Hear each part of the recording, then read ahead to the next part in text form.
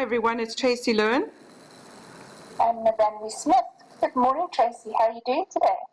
Absolutely fabulous, thank you. And I've already started the day, really right out the blocks.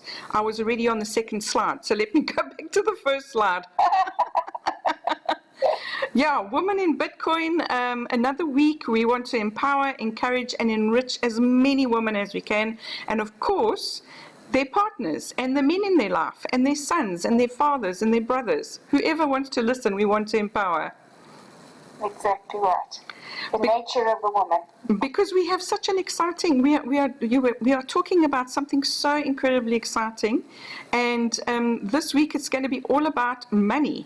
So we need a lesson from you, Merv. Please tell us about secret employee. I know we've done this before, but I just really, to me, this was such a powerful lesson from you, and I loved it, and I really want you to do it again, please. Sure, Trace, it's with pleasure. You know, it was sparked actually by something that a friend of ours, Peter Murray, I mean, most of the listeners will know who he is. He was talking about, you know, you can rather than having all these cappuccinos, you could rather use that money. And it got me thinking about this. And, you know, most of us have a budget of some description. It may not be exact. So you might not have divided your money into envelopes and only spending according to your envelopes, or have a budget that's written down saying whatever you can spend on. We might, you know, there are informal ways of having a budget. But what is inevitable is that the money that we have, we spend with no thought really for the future. We might have a bit of a savings plan. But as our income increases, what is inclined to happen is we spend more. We don't save more, we spend more. So where the secret employee came in is this. We're trying to encourage people to get into Bitcoins, right? So people think, oh, well, you know, I don't have any money to do that. You know, I don't have any spare money. And what we're saying is, why don't you employ your secret employee properly? And that secret employee is gathering up the waste that you have in your life. And talking about cappuccinos, for instance, if you have a cappuccino every day, that's worth a fair chunk of change over a year. And with that kind of money, you could definitely be buying Bitcoins. And that's what we're talking about. So have a look at what you're spending frivolously on. I'm not saying you can't have all your pleasures. You know, then life wouldn't be worth living. You know, there would be no wine, Tracy. That would be terrible. So let's just have a look at our the way that we're spending. And just see if we can't save a bit here and a bit there. And what you're going to find is you truly do have a secret employee. And you can take that employee to start earning you money. Simply by being frugal, putting that money into Bitcoins, and the future growth for that Bitcoin would be spectacular. Did I cover all your points, Tracy? Yes, you did. That was excellent. And I just want to say that it's actually quite amazing that you're talking about, let's say, the cup of coffee. But even if it wasn't the coffee, it's amazing how much money we do waste. Yes. And one of the things that my son actually does is he doesn't carry any coins with him at all. What he does is when he breaks a note, those coins are then religiously put into a jar, and before you know it, that money actually just adds up. And and then the next minute you've got a fair chunk of change, as you like to call it. And yeah, so that's one way of doing it, and it really does work, and it's very powerful. It truly is, Tracy. You know, having gone from being fully employed by an employer, now being self-employed, it's quite incredible where I see in my own life the waste that I used to have, you know, where now I'm far wiser in the way that I deal with my finances. So I truly have found my secret employee. So that saying, look after the pennies and the pounds will take care of themselves, is definitely true.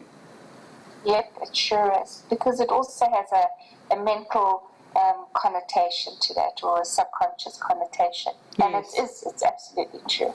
Excellent. Well, thank you for that. And I hope there's a lot of people thinking of ways and where they can actually find their secret employee to get them ahead in life and get them into a better financial position, because that's really what we want to do, our aim with these programs. So this brings us to the subject for today, and the subject is really about money, currency, and Bitcoin. So what is the difference between these three? There's quite a difference, actually, Merv. It's quite interesting because most people just they look at currency and they think it's money, but in actual fact it is currency. Money is something different, and money has an intrinsic value within itself. Okay, so we're going to go through the ages, and you can see where money actually is. But what currency is something that we know of. Currency is something that a government has told us it's worth. Okay, does that make sense? Yes, they've given it a value and said this is what it's worth. A dollar is a dollar, a rand is a rand, a ruby is a ruby, etc. Yes. Exactly. Then, of course, there's Bitcoin, which is the internet of money, and we're not going to go into that now. We'll chat about it just a little bit later. So let's start talking about how Bitcoin and how money really started. Money is all about bartering. So the use of money is for whoever has the money wants something that somebody else has. And if that other person accepts that, it's money. Okay? And what actually happened back in the day, people used to barter all sorts of things, cows, fish, grain, whatever. But, it actually got to a point where they had to think about something else, because these are the characteristics that money needs to have in order to use it effectively. So it's got to be valuable. So, for instance, you won't be able to, if I've got a stone, and I've got 10 stones and I want to give you a stone, do you really want it? No, because you can go and pick up your own stones in your backyard. So it's got to be something of value. So something that somebody wants. It needs to be durable. So for instance, back in the day, maybe grain wasn't durable. So, it would spoil or whatever. So that's one of the things that you would need. It needs to be portable. Have you ever thought of putting a bar of gold in your pocket? No, right now I'd struggle to pick up a whole bar of gold. Exactly. So it needs to be portable. It needs to be easy to be moved around. Then it needs to be fungible. And fungible means it needs to be divisible. You need to be able to make it into smaller parts. So, for instance, why did bartering not work with let's say animals and fish and whatever? Because they couldn't divide it up. So it would be if they wanted something smaller, you wouldn't want to pay a full cow for that. You see what I mean? Does this make sense, Merv? As I'm explaining. Just go back to the slide before that you're showing now. Just go back, because it actually describes the thing. So if we have a look at this caveman man, he's putting up a piece of an animal for all those apples. That's what we're talking about. That piece of that, whatever that animal was, I don't know what he did with the rest of it, but he couldn't give the whole animal to the lady for her apples. That's what you say. Correct. So that's the reason why we moved on to, people moved on to some other way of doing it. And, precious metals, gold, silver, nickel, copper, I mean, they've obviously, it's something that's valuable. Everybody wants it. So, years and years and years ago, 1st century and BCE, before Common Era, is in fact before it was changed. It used to be called BC. before Christ, but it's now been changed to before Common Era, that they started off with in Rome with gold. But as we go through the different centuries, that also changed, because what happened is they started to spend money on wars, and then they needed to have money for that, gold for that, pay in gold. So they started to add copper into the gold, so it became of less value, and that's actually how it actually changed through the years, until it got to the 19th and the 20th century.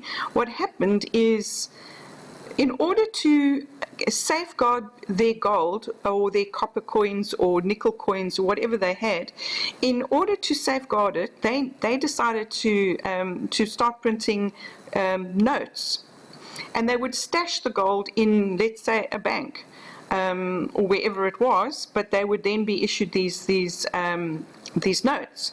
And actually in the United States, in the 20th century, there have been something like $5,000 notes. And each dollar note would be linked to gold. So each dollar note would actually, if you went into the bank, you would be able to get gold for your dollar. And every single bank issued their own notes. So imagine how complicated that was. Yeah, quite incredible. Yeah, very, very complicated. I mean, just so many notes hanging around.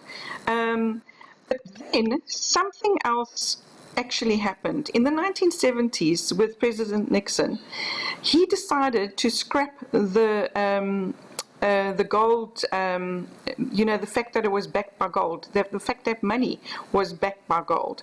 And the interesting thing is, the rest of the world actually followed this trend. So now, absolutely no currency is backed by gold. I mean, that's quite amazing what happened, So now what is that? What is a dollar actually? What is paper money actually? It's kind of worthless. It's just paper. Correct, with numbers on. Yeah, paper with money, with numbers on. So let's just talk about currency. And of course, like I said in the previous slide, went from money to currency. Now, in terms of currency, currency is less than 100 years old. It's inflationary.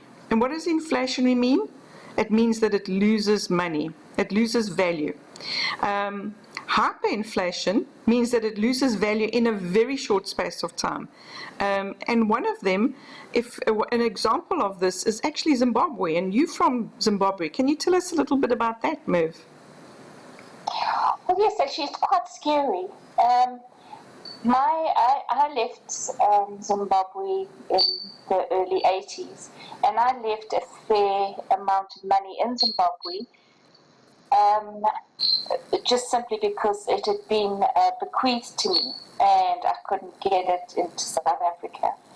And so I thought, when I go and visit family, I'll go and get it. Well, shortly after that, there was hyperinflation, where you were getting trillions of dollars just to buy a loaf of bread. And that money has disappeared. It is no longer worth anything. It just disappeared like magic. It wasn't even fairy dust. It just disappeared. And that's what hyperinflation is. So you may think on the currency, fiat currency, for instance, the dollar is really strong, and people are trying to, most currencies base themselves against the dollar. But the reality is hyperinflation could happen to the States. Then what would happen to everybody else's currency? It could just overnight go, all gone. Exactly. And, in the world as we know it is going through some troubling times, in terms of political, financial, but there is a silver lining. And we'll talk about that just now. But just going back to currency, I mean, it's controlled by governments and central banks. They decide when they want to print more money, and they just print. And actually, I read somewhere that 97% of the world's money is actually debt. Now, how scary is that? Well, Tracy, you were talking about the history of money earlier on, and of paper money. So what used to actually happen is like if people were wanting to trade from continent to continent, they would get a piece of paper, a physical piece of paper, a parchment, and sign on it, and there would be an intermediary, and that person would say, okay, fine, this person is worth this, and etc. But there was nothing physically changing hands, if that makes sense. Yes. So that's what's happening now, is that's where the debtors come in. So the guy who's saying Joe Bloggs is worth X amount, he's just giving a piece of paper. There is no value to that. That's the debt that's going out. And that's where all this comes in, which is truly scary, because it is. I didn't realize it was as much as 98%, but I knew it was high. It's incredible, 97%. So that's really quite incredible. And now, the thing is, we're saying here that governments and central banks are controlling currency, but the banks are actually controlling us, because the banks are extremely powerful and they can decide whether we are allowed to transact on their networks or not. Are we allowed to come into the banks and deposit money, or can we even have a bank account? And this is a serious problem, because there are millions and millions of people in the world that are unbanked in this day and age. True, Tracy, and those is, I think that's being addressed now, which we'll cover just now. But one of the other scary things about the banks, they can just decide. You could have R1 million, $1 million, a million rupees, whatever, in the bank, and they can just decide, I don't think we'll let this person have their money, and they can just close your account, and you can kiss your money goodbye. They have that authority, because of the laundering laws, etc. And I've seen that happen with one particular bank in South Africa, and it happens quite a lot. They think that you have suspicious transactions, and they just block your account. That's scary. Yeah. They do control us. Yeah, it is scary, but not only that, and I think it happened in Greece as well, when, people had money in the bank, and when the country goes through tricky times, what they do is they just nick some of your money. I mean, that's also that's not great. So, So besides all those problems, moving currency from, cross-border as well as within border is very, very costly in time and fees. Time, it can take, in your own country, it can take up to 3 days. It can take up to 7 odd days if you move across to other countries. And of course, fees are pretty huge. So what do you say? It's time for change. It is time for change, Tracy, and I think we found that change. Absolutely. We now have the internet of money, and it's called Bitcoin. And we, I absolutely love Bitcoin. It was the most generous gift that could ever be given to the world. And it's definitely the people's currency, in my opinion.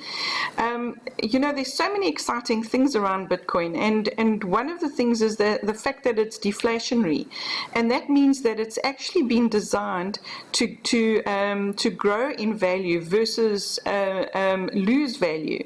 And the reason for that, there's only ever 21 million of these Bitcoins ever going to be mined. And the interesting thing is, we've already mined over 75% of them. And the demand is just going to get higher and higher, which will push up that price. Yeah, and we're finding we're actually doing for BitMedia, we're doing a series on countries, and I'm learning a huge amount. And all I can tell you is that there are certain countries that are really steaming ahead when it comes to the adoption of Bitcoin. But it's also getting a lot of attention in terms of being classed as on its own, their own asset class. It's also There's lots of investor money that's going into Bitcoin because it's a fantastic hedge against fiat currency. I mean, you can see how fiat currency can actually devalue, and this is a perfect hedge because it is the best performing asset out there. It's phenomenal, Tracy, and the blockchain that supports it is just phenomenal, and we find that even the banks are looking into the blockchain technology. But getting back to the price of Bitcoin, just over a year ago, my very first Bitcoin cost me 3,475 Rand. It's now what was that in dollars? 9,200 odd Rand. What was that in dollars when you bought it? $200 and something. I think around $225. Yeah. And now it's over 600. It's just phenomenal. I mean, you cannot find that kind of growth in I don't know if there's anything else. You put up a slide a little while ago where you were looking at the appreciation of the Bitcoin over a period of time. I think it was from June to June or whatever. And in the South African terms, it grew 322%. Yeah. Can you remember the others? Can you remember the pound yes, and the dollar? I think the dollar was 265%. The pound, it was just after Brexit, or it was close to Brexit, or just after Brexit, and it was also over 300%. And that is if somebody had actually bought Bitcoin a year ago and just actually kept just held the Bitcoin, and it was the difference between the devaluation of the fiat currency and the increase of the price of Bitcoin. So it just really makes sense to have Bitcoin as part of your investment portfolio. It sure is. It sure is. I was looking recently at some of the stats, and a lot of people don't necessarily believe in the charts, that traders look at, etc. But even if we just take a percentage of is that going to be true, you'll find that the majority of people just are so bullish on the Bitcoin price. It has a continual upward curve, going from, it's not inflationary, it's deflationary, meaning that what you can buy with a Bitcoin a year from now is going to be 300 times more than what you can buy with it today. And there's that picture of those shopping trolleys where they put up fiat currency and they go back a few decades or whatever, it might not be decades, I can't remember now. And then they show what you can buy with a Bitcoin in the same period. It's just phenomenal, Tracy. People really, really, really need to open their eyes and just do some research. Everybody should be in Bitcoin. And also the other thing is, there are many businesses that are around Bitcoin as well, and the blockchain technology. Businesses that are going to be popping up left, right, and center. There is a huge energy. There's massive innovation. This is the start of the digital economy that no one should be left behind. And honestly, well, look, I'm in boots and all. You're in boots and all, and our message to people is get in. It doesn't matter how small, but you really do need to buy some Bitcoin. But the main thing about it is, it is a digital currency, which means that and we have had some instances of hacking. Unfortunately, as I just we spoke about gold. Why did gold go into paper money? Because people wanted to steal their gold and they wanted to protect it. So that's why they went into paper money. But now with Bitcoin, you need to actually take your Bitcoin offline so that you can actually protect it as well. If it's not invested and also offline, I suppose. But that's vital because the value of Bitcoin is increasing, which means cybercrime is increasing. But, nothing to panic about, nothing to worry about. Just make sure that you do all the steps to keep your money safe. That's all we're saying. Yeah, for sure, Tracy. Every week I say the same thing. Please protect your money. The very, very least you should be doing is putting a Google Authenticator onto your wallets. If the exchange that you're using doesn't have that facility, move. Yeah. So I can say is move. You know, the ideal is to take your coins offline. There's a product that's just recently been launched called Swiss Bank in Your Pocket. Send Bitmedia a request or whatever. Have a look on their site. I'm sure you'll find the link. At least do something. Remember we talked about our secret employee? Start finding those odd rands, dollars, whatever currency, pounds that you have, and just put them away. Be like Tracy's son, put your money in a jar. I don't care.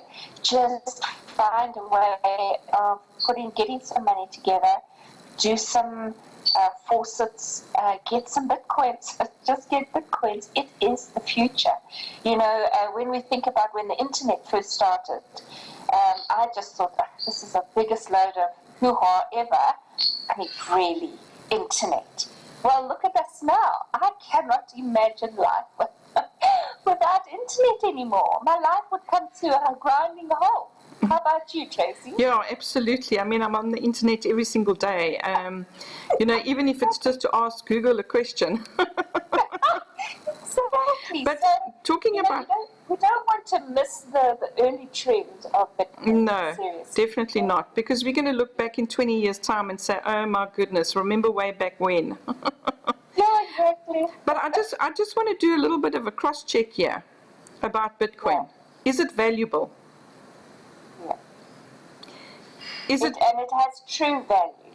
You know, there was a time when it first started, right in the beginning, where the first pizza was, what was it, 10,000 bitcoins.